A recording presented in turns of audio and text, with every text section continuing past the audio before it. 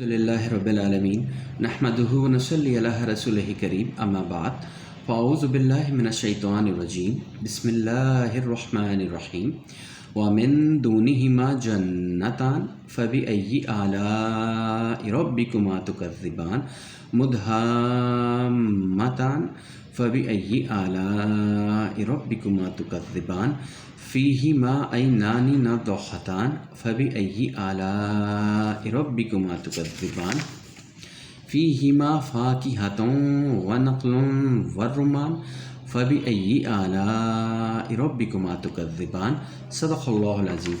اللہم صلی علی محمد وعلی آل محمد کما صلیت علی ابراہیم وعلی آل ابراہیم انک حمید مجید۔ اللہم بارک علی محمد وعلی آل محمد کما بارکت علی ابراہیم وعلی آل ابراہیم انک حمید مجید۔ رب اشرح لی صدری ویسر لی امری واحلل عقدۃ من لسانی یفقہوا قولی واجعل لی وزیرا من اہلی آمین یا رب العالمین۔ السلام علیکم ورحمۃ اللہ وبرکاتہ۔ ناظرین محترم، پروگرام معلومات قرآن میں خوش آمدید۔ یہ پروگرام ایک ہفتہ وار پروگرام ہے اور اس پروگرام میں ہم قرآن مجید کی چند منتخب آیات کی تلاوت، ترجمہ اور تشریح کا مطالعہ کرتے ہیں۔ البتہ آج جو تلاوت آپ کے سامنے سنائی گئی ہے یہ ہے سورۃ الرحمن کی آیت نمبر 62 تا آیت نمبر 69۔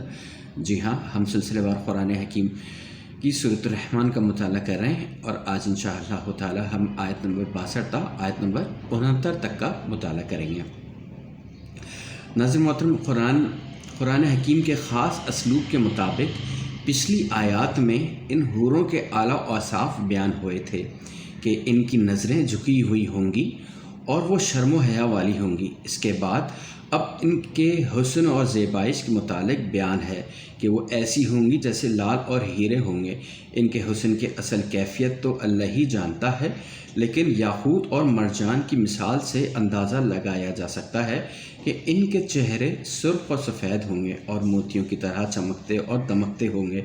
اہم بات یہ ہے کہ ان جنتی عورتوں کی سیرت کو اللہ تعالیٰ نے پہلے بیان فرمایا اور صورت کا ذکر بعد میں فرمایا، یعنی اللہ تعالیٰ بندوں سے جو تقاضا کرتا ہے وہ ان کی سیرت اور کردار اور تقوی کے حوالے سے ہے۔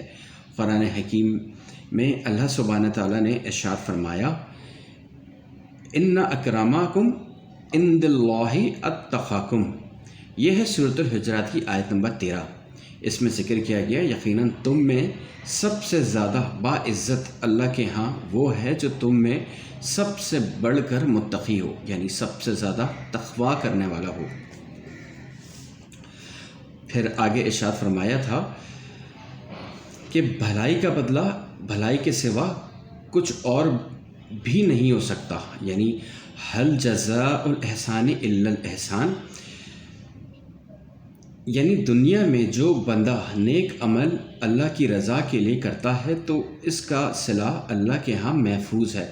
اللہ اور رسول صلی اللہ علیہ وسلم کی اطاعت کی روش پر رہنا، اللہ تعالیٰ کی بندگی میں جو مشقتیں آئیں ان کو جھیلنا، صبح سخت سردی میں فجر کی نماز کے لیے گرم بستر چھوڑنا، وضو کرنا اور پھر مسجد جانا، مشقت والا کام کرنا، گرمیوں میں راتیں چھوٹی ہوتی ہیں تو اللہ کی عبادت کے لیے نیند کی قربانی دینا، اسی طرح اللہ کے دین کے دیگر تقاضوں پر عمل و پیرا ہونا، اللہ کے دین کی دعوت کو عام کرنے اور اللہ کے دین کی سربلندی کے جد و جہد کے دوران مشقتیں جھیلنا اور تکالیفیں اٹھانا ایسے اعمال نہیں ہیں کہ جو ضائع ہو جائیں گے، بلکہ اس کا بدلہ آخرت میں بہترین انعاموں کے صورت میں ملے گا۔ بندے کے حسن عمل کا صلہ حسن انجام کے سوا کیا ہو سکتا ہے؟ حسن احسان کا صلہ حسن جزا کے سوا کیا ہو سکتا ہے؟ اللہم انی اسألک جنت الفردوس، اے اللہ ہم تجھ سے جنت الفردوس کا سوال کرتے ہیں۔ آگے ارشاد ہوا تھا فبأی آلاء ربکما تکذبان، تو تم دونوں اے جن و انس اللہ تعالیٰ کی کون کون سی نعمتوں کو جھٹلاؤ گے؟ آگے ارشاد آیا ومن دونہما جنتان، اور ان دو کے علاوہ اور دو باغ ہیں، یعنی دو باغ کا تو ذکر ہو گیا تھا، اس کے علاوہ بھی دو باغ ہیں۔ دو جنتیوں کا پہلے ذکر آیا تھا، اب دو اور جنتوں کا ذکر ہو رہا ہے۔ اکثر مفسرین کی رائے یہ ہے کہ کہ مختلف درجات کے انسانوں اور جنوں کے لیے مختلف جنتیں ہوں گی۔ واللہ اعلم۔ فبأي آلاء ربكما تكذبان، تو تم دونوں اے جن و انس اپنے رب کی کن کن نعمتوں کو جھٹلاؤ گے۔ مدہامتان، دونوں گہرے سبز رنگ کے ہوں گی۔ جہاں ہر طرف باغات اور سبزہ ہی سبزہ ہو تو دور سے ہی دیکھنے سے اس جگہ کا رنگ سیاہی مائل سبز معلوم ہوتا ہے۔ گویا یہ ایسی جنتیں ہوں گی جہاں ہر طرف سرسبز درخت، گھنے جنگلات، آبشاریں، چشمے اور میوے ہوں گے، اور بہت ہی خوبصورت وادیاں ہوں گی۔ فبأي آلاء ربكما تكذبان، تو تم دونوں اپنے رب کی کن کن نعمتوں کو جھٹلاؤ گے۔ مفسرین کی آراء میں پہلے جن دو جنتوں کا ذکر آیا وہ مقربین کے لیے ہیں، اور اب جن دو جنتوں کا ذکر آ رہا ہے یہ عام جنتیوں کے لیے ہیں جن کو اصحاب یمین کہا جاتا ہے۔ آراء کا اختلاف اپنی جگہ، جبکہ ہمارا اصل مسئلہ یہ ہے کہ اللہ ہمیں جنت عطا فرمائے۔ ہمیں اس کی فکر کرنی چاہیے، اس کے لیے اللہ سے دعا بھی کرنی چاہیے اور ان کے اعمال کی طرف متوجہ رہنا چاہیے جو جنت کی طرف لے جانے والے ہیں، اور ان اعمال سے بچنے کی کوشش کرنی چاہیے جو ہمیں جہنم میں لے جانے والے ہیں۔ آگے ارشاد ہوا فیہما عینان نضاختان،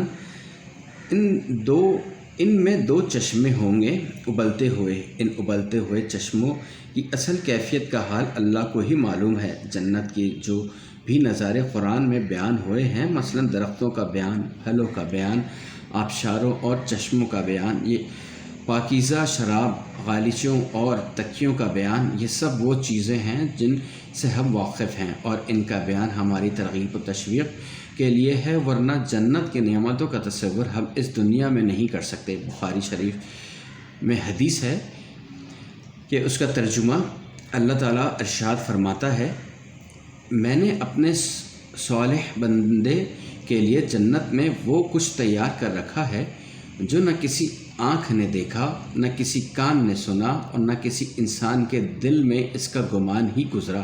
پھر آپ صلی اللہ علیہ وسلم نے فرمایا، اگر تم چاہو تو یہ آیات پڑھ لو۔ ترجمہ، بس کوئی جان یہ نہیں جانتی کہ ان اہل جنت کی آنکھوں کی ٹھنڈک کے لیے کیا کچھ چھپا کر رکھا گیا ہے۔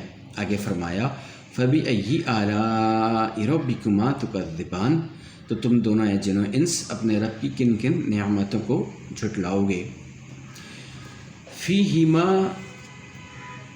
فیہما فاکہۃ ونخل ورمان، ان دونوں میں میوے، کھجور اور انار ہوں گے۔ جب قرآن کریم نازل ہو رہا تھا اس وقت وہاں موجود لوگ جن چیزوں سے واقف تھے انہی کا ذکر قرآن میں آیا۔ یہ سمجھانے کا انداز تھا، ورنہ اصل حقیقت یہی ہے کہ جنت کی نعمتوں کا تصور ہم اس دنیا میں نہیں کر سکتے۔ وہاں کی ہر چیز کتنی اعلیٰ نفیس اور بلند معیار کی ہوگی، اس کا بھی ہم یہاں اندازہ نہیں کر سکتے۔ کون کون سے میوے ہوں گے، کتنی قسم کے ہوں گے، ان سب چیزوں کا بھی اس دنیا میں ہم تصور نہیں کر سکتے، کیونکہ یہاں ہم جن چیزوں کو جانتے ہیں ان کا ہی تصور ہمارے ذہن میں آتا ہے، اور قرآن میں ہماری ترغیب و تشویق کے لیے انہی چیزوں کا ذکر آتا ہے۔ آگے فرمایا فبأي آلاء ربكما تكذبان، تو تم دونوں اے جن و انس اللہ تعالیٰ کی کن کن نعمتوں کو جھٹلاؤ گے۔ ناظرین محترم، یہاں تک تو تھا آیت نمبر 62 تا آیت نمبر 69۔